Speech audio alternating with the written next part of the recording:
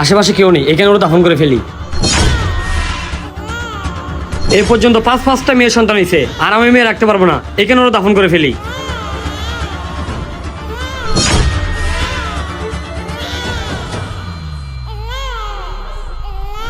দিছি বিফোর তারা দাফন কইরা, এখন এখান থেকে পলাই যাই।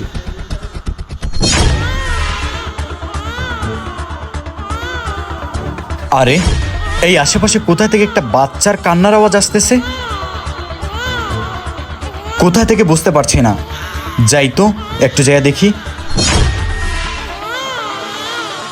কোথায় তো দেখতে পারছি না।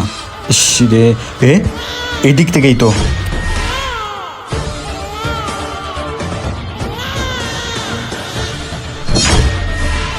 এইখান থেকেই তো বাচ্চার কান্নার আওয়াজ আসতেছে, দেখি তো। এই কবর থেকেই তো বাচ্চার কান্নার আওয়াজ আসতেছে। কে জীবিত বাচ্চাটাকে দাফন করে দিল? হে আল্লাহ, আপনার লীলা খেলা বড়ই দায়। বাচ্চাটা এখনো জীবিত আছে, দ্রুত ওকে উঠাতে হবে। মাশাআল্লাহ, কত সুন্দর মেয়ে সন্তান। কোন জানোয়ার এই রাজকুমারীকে দাফন করে গেল জীবিত অবস্থায়? ওরে তাড়াতাড়ি ডাক্তারে নিয়ে যেতে হবে। আরে শাহেদ ভাই, এত তাড়াহুড়ো করে কই যাচ্ছেন? আর এই বাচ্চাটি কার? কি বলবো ভাই, বুঝতে পারতেছি না। এই একটা বাচ্চাকে কোন জানোয়ার যেন জীবিত অবস্থায় দাফন করে ফেলেছে, তাই ওরে আমি নিয়ে যাচ্ছি। ও বুঝতে পারছি, এটা ছেলে না মেয়ে? ভাই দেখে তো মনে হচ্ছে মেয়ে। আরে কি বলেন, আপনি বোকা নাকি? অলরেডি আপনার 7টা মেয়ে আছে, আপনি এটা নিয়ে কি বিপদে পড়বেন?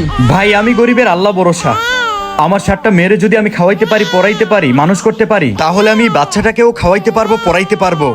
কোন জানোয়ার এই কাজটা করেছে বলতে পারি না। ওরে জীবিত অবস্থায় দাফন করে গেছে, যার কারণে ওরে আমি নিয়ে যাচ্ছি, ওকে আমি লালন পালন করব। তাহলে ঠিক আছে ভাই, আপনি যদি চালাতে পারেন তাহলে নিয়ে যান।